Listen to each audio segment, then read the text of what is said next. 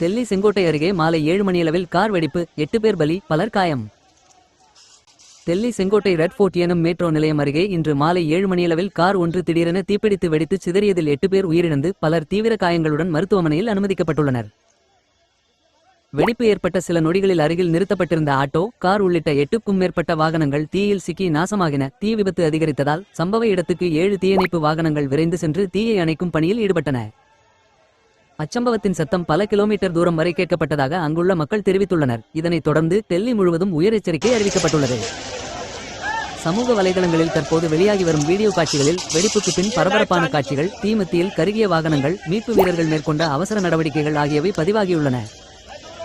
முதற்கட்ட விசாரணையில் இது எரிபொருள் கசிவால் ஏற்பட்ட வெடிப்பாக இருக்கலாம் என போலீசார் தெரிவித்துள்ளனர். எனினும் இது விபத்தா அல்லது திட்டமிட்ட தாக்குதலா என்பது குறித்து தேசிய பாதுகாப்பு அமைப்புகள் தீவிர விசாரணை மேற்கொண்டு வருகின்றன. இந்த சம்பவம் டெல்லி நகரை அதிர்ச்சியிலும் பதட்டத்திலும் ஆழ்த்தியுள்ளது.